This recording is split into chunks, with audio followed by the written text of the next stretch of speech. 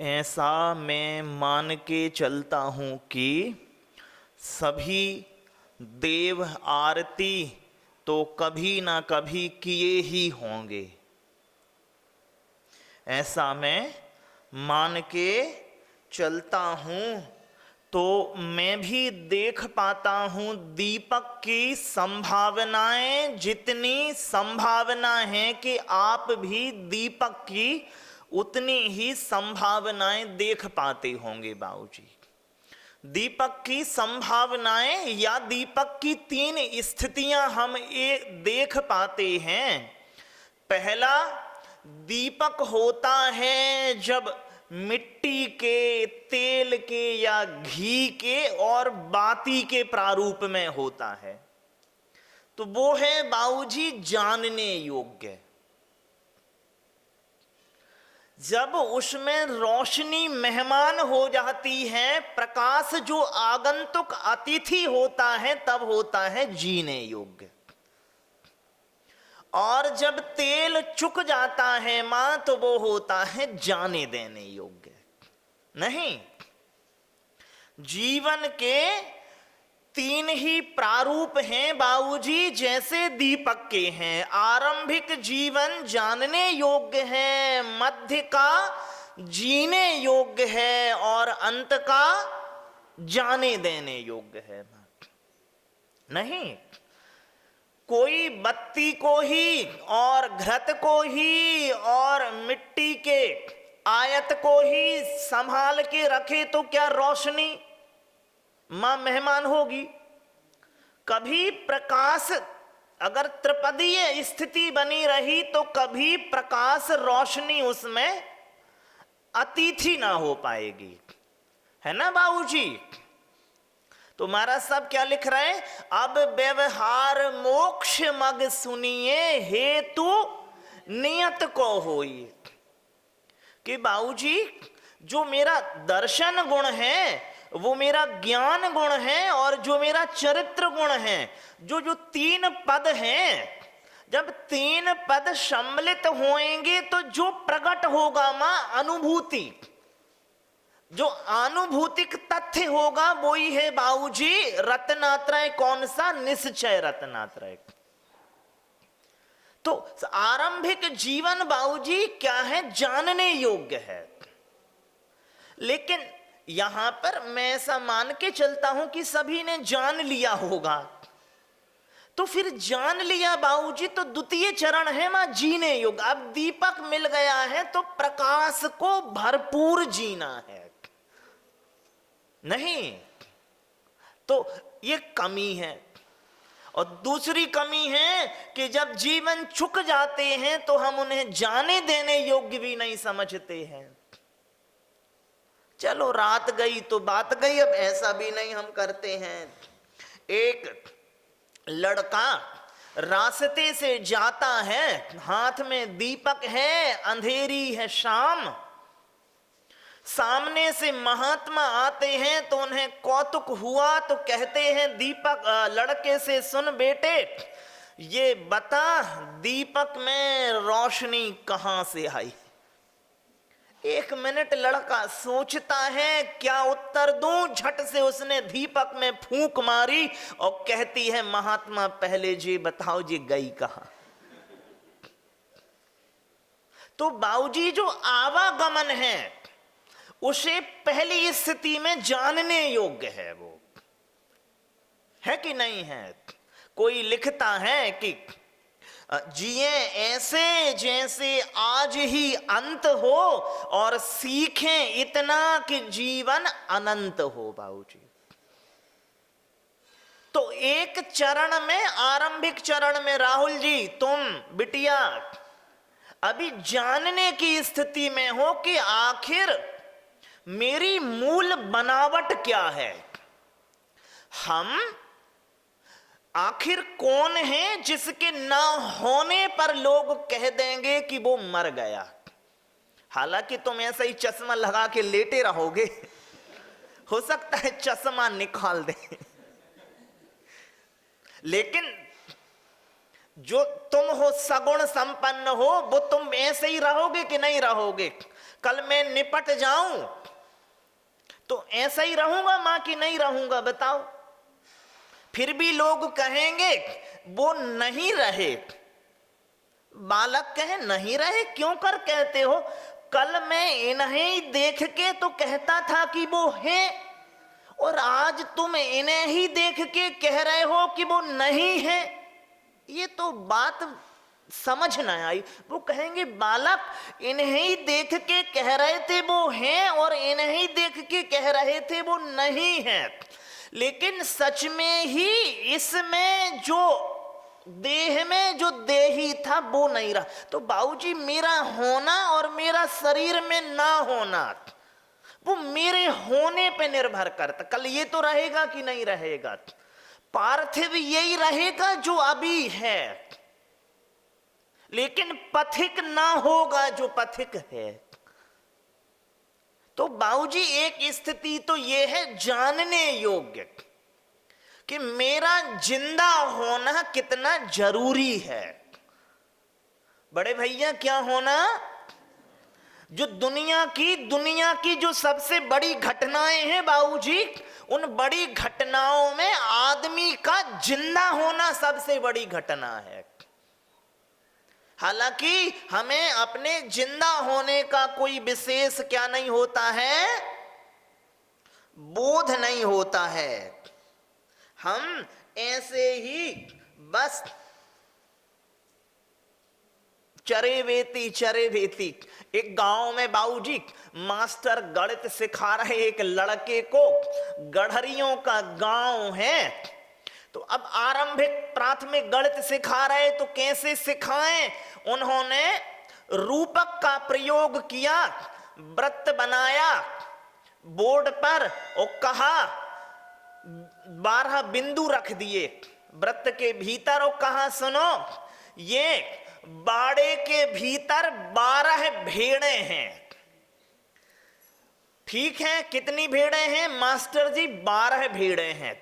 उन्होंने वृत्त को थोड़ा सा काटा और 3 बिंदु बाहर बना दिए और 3 भीतर के मिटा दिए। कह रहे सुनो, अब जो 12 भेड़ों में से 3 भेड़ें बाहर आ गई हैं, तो बाड़े में कितनी रह गई? लड़के कह रहे एक भी नहीं। क्यों? अभी तो हैं, 9 बचनी चाहिए। मास्टर जी तुम्हें गणित के नियम पता होंगे, लेकिन हमें भेड़ों के नियम पता है। भेड़ों के नियम तुम्हारी गणित के नियम से बिल्कुल भिन्न हैं। तो बाबूजी मां जीवन जो जानने योग्य है उसको हम समझ नहीं रहे कि आखिर मैं हूं कौन। शरीर के भीतर वो कौन बैठा है जिसके ना होने पर कल कह देंगे कि अब फूंको इनको, ना बाबूजी? सच में ही बाबूजी, तो अपनी एक तो ये प्रश्न पूछना चाहिए, दुनिया के सबसे बड़े प्रश्न, आखिर मैं हूं कौन? मरते हुए आइंस्टाइन से जब पूछा था कि कोई कमी तो नहीं रह गई, तो वो ये कहते हैं कि मैंने बहुत सी चीजें जान ली हैं। हालांकि अभी चिकित्सक कह रहे थे तो अब मरने वाले हो, तो मैं जो वो मरने वाला हूं मैं उसे नहीं जान पाया कि आखिर हूं कौन मैं। बड़े पश्चाताप जो आइंस्टाइन के छूट गए थे पीछे, उसमें से एक पश्चाताप ये था कि बाबूजी मैं जानने वाले को नहीं जान पाया। तो बाबूजी अलग मिट्टी पड़ी है, अलग बत्ती पड़ी है, अलग रस पड़ा है, चिकनाई, तो इन तीनों के अलग अलग पड़े रहने पे क्या प्रकाश आगंतुक बनेगा? क्या नहीं बनेगा। तो पहले तीनों को जान लीजिए, फिर तीनों का जैसे ही क्या होगा? संघात बनेगा, स्कंध बनेगा। चेतना कहीं है, पुद्गल कहीं है, और हमारे परमाणु कहीं। तो 3 जब संघात बन गया बाबूजी, तो फिर मेरे में पुद्गल में प्रकाशित हो गई चेतना। चेतना तो वैसे स्वप्रकाशित है, लेकिन संयोग पर्याय में प्रकाशित हुई, इस पर्याय में प्रकाशित हो गई। तो बाबूजी जब आप प्रकाशित हो गए कि नहीं हो गए? हो गए। तो अब तो जीना है। कैसे जीना? मैं जो बड़े प्रश्न बच्चों से पूछता हूं उसमें एक जरूर पूछता हूं, बेटे कैसे हो? अलग अलग उत्तर देते, अरे कहो भैया जी जिंदा हूं। पहली प्राथमिकता तो यही है, कैसा हूं मां? जिंदा हूं। नहीं तो जीवन में रोज हादसे होते हैं। 2 महीने पहले हम एक विशेष स्थान पे गए, बाबूजी थे खूब श्रद्धालु स्वाध्यायी। 2 महीने बाद गए, उनके बच्चे आए, हमने पूछा जी बाबूजी नहीं आए आज, दिखे नहीं मंदिर में। कह रहे वो तो चले गए। तो हो सकता है आप लोग भी एक आध दिन बाद में आए और पूछें जी बाबूजी प्रवचन में आते थे, अब वो अब चले गए हैं। तो बाबूजी दूसरों को अवसर ना दें हम। तो एक तो कैसे जिंदा है बाबूजी? पूरे जिंदा है। ये भाव भासना भीतर बनी रहनी चाहिए। काहे की? तो एक पहली स्थिति है जीवन की, जानने योग्य है जीवन, और दूसरा जीवन क्या है? जीने योग्य है। ठीक है कि नहीं है मां?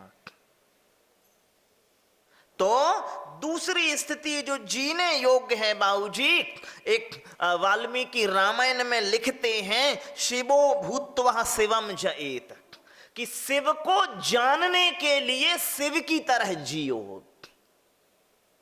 क्या मां?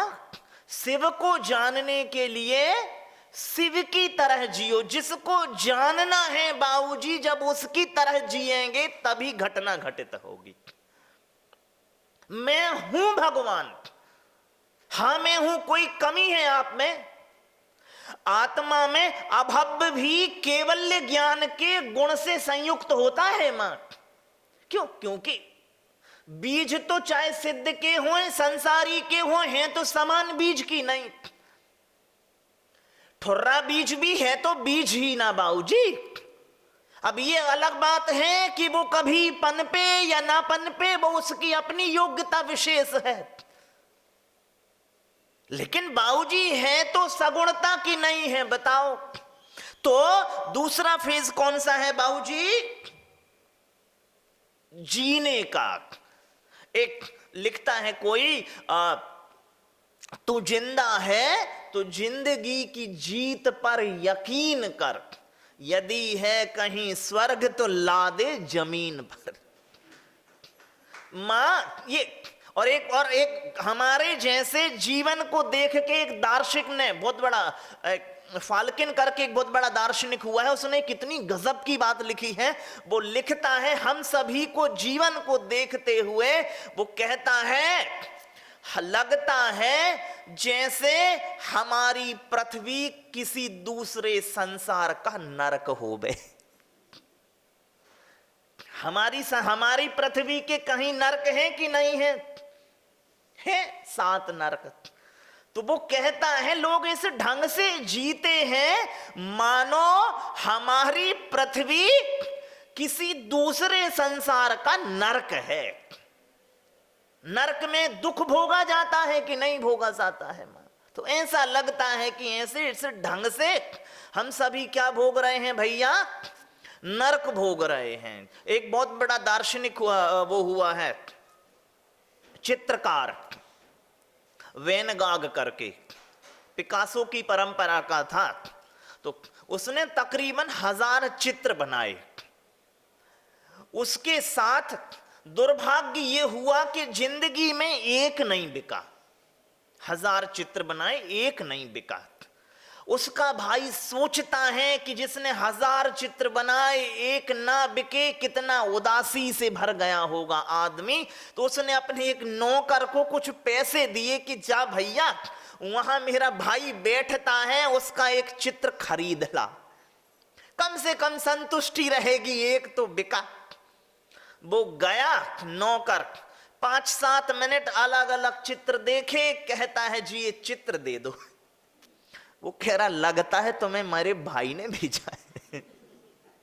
क्या मां?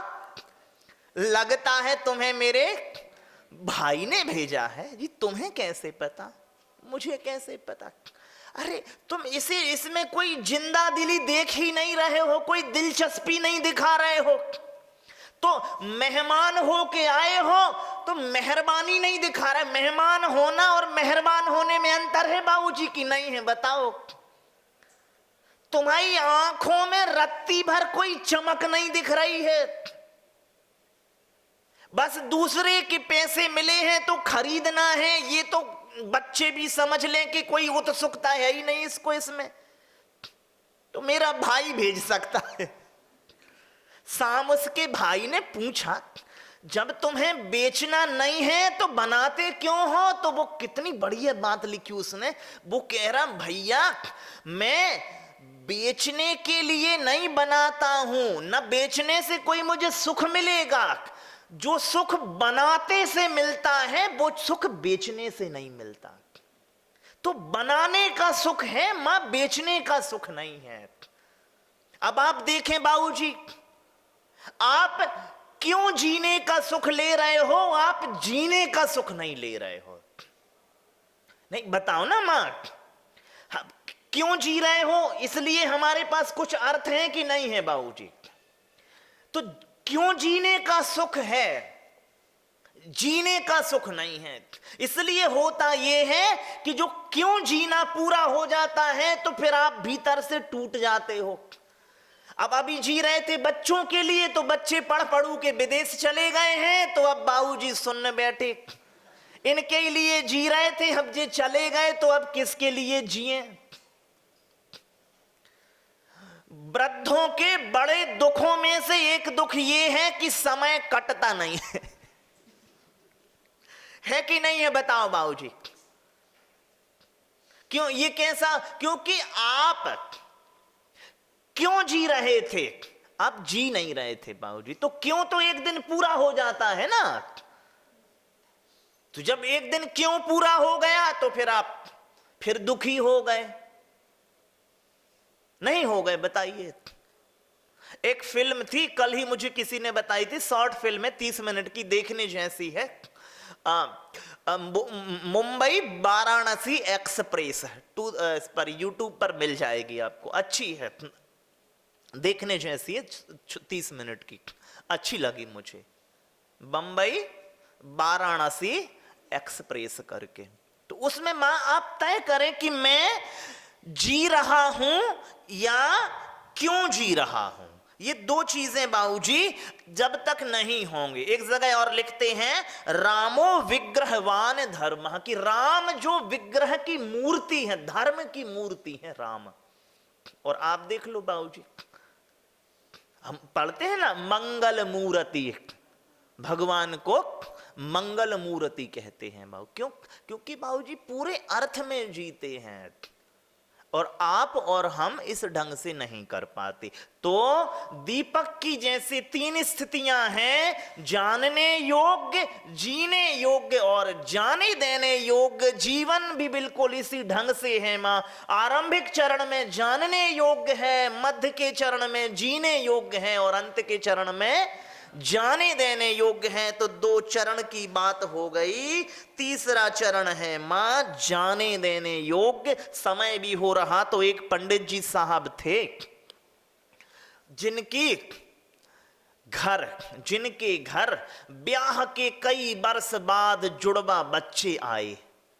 खूब अनुराग था पंडित जी साहब को। ये समय ऐसा व्यवस्थित हुआ पंडित जी साहब का कि दोपहर में बच्चों के स्कूल से आने के बाद ही भोजन करते साथ में। पंडित जी साहब बाहर गए, बच्चे स्कूल गए। हुआ दुर्घटना ये कि किसी वाहन ने उन्हें चोट पहुंचाई और दोनों बच्चे मर गए। पार्थिव जो थे वो ला करके घर में रख दिए गए, सफेद वस्त्र। पंडिताइन को भी धक्का लगा क्योंकि जीवन में बहुत वर्षों बाद आए थे। हालांकि इसी बीच पंडित जी के आने का समय हो गया। पंडिताइन पंडित जी साहब को भोजन लगाती हैं। पंडित जी पूछते हैं, जी बच्चे अभी तक नहीं आए? जी थोड़ी देर से आएंगे। तो मैं रुकता हूं। नहीं नहीं, आप भोजन कर लें। ना चाहते हुए भी वो भोजन पर बैठ गया। पंडिताइन कहती है कि सुनो जी, मेरी एक सहेली मेरे पास 2 रत्न छोड़ गई थी और आज वो मांगने आई थी, मैं दे दूं कि ना दूं? निधि किसकी थी? जी उसी की थी, तो दे दो। मूल्यवान है तो बेईमानी क्यों करना? थे तो उसके ही ना। हाँ उसके ही थे, तो दे देना चाहिए। ठीक है, मैं ऐसा ही करूंगी। भोजन आगे बढ़ता है। वो फिर पूछती है, जी कहो दे दूं कि ना दे दूं? पगली हो गई हो क्या? एक बार तो कह दिया कि दे दो, उसका ही है तो देने में क्या दोष है? दे दो, ठीक है दे दूंगी। भोजन पूरा ही होने को था। इस बीच पंडित जी फिर पूछते हैं, जी बच्चे नहीं आए अभी तक, हम मुझे ये बताओ वो रत्न दे दूं कि नहीं दूं? पागल हो क्या? दे ही देना चाहिए। ठीक है। पंडित जी फिर पूछते हैं, जी अभी तक बच्चे नहीं आए? वो कहती है, चलो भीतर ले चलती हूं। उसने भीतर ले गई, वस्त्र हटाए। पंडित जी साहब ने बच्चों को देखा। एक पल को तो धक्का सा लगा, दूसरे पल कहते हैं, पगली जब दे ही दिए रतन वापस तो पूछने की जरूरत क्या थी? जब दे ही दिए, अब लौटा दिए तो बार बार पूछने की जरूरत क्या थी? तो बाबूजी ये एक स्थिति ये है, जब जान लेते हैं और जी लेते हैं तो फिर आदर के साथ फिर जाने देना होता है। आग्रह न पालें ठहराने का। फरीदाबाद में थे, हमारे जानने वाले के पिताजी शांत हो गए तो उनकी मां रो रही थी। जब वो विनयांजलि देते हैं दूसरे तीसरे दिन, तो हमें भी आमंत्रित किया कि भैया जी आप कुछ कहिए। हमने एक कुछ शब्द कहे थे। हमने कहा, सुनो मां, जिस आदमी को लेके तुम यहां आंसू बहा रही हो, वही आदमी नए जीवन में खुशियां मनाने लगा होगा। तो मां जाने देना चाहिए। फिर जैसे कबीर कहते हैं, मरते हुए कबीर से पूछा था, क्या जिंदगी कैसी रही? तो उन्होंने क्या कहा, ज्यों की त्यों धर दीनी चदरिया। तो बाबूजी, दीपक 3 तरह के स्थितियों में गुजरता है। सबसे पहले मिट्टी बाती तेल के रूप में तो जानने योग्य है, फिर जब प्रकाशित होता है तो जीने योग्य है, और जब बुझ जाता है तो जाने देने योग्य होता है। वैसे ही हमारा आरंभिक जीवन जानने योग्य है और आज की स्थिति में जीने योग्य है, और थोड़े बाद की स्थिति में जाने देने योग्य हो जाएगा। तो मैं चाहता हूं कि इन तीनों ही स्थितियों को आप समादर के साथ, आदर के साथ जिएंगे, तभी साफल्य होगा, अन्यथा नहीं।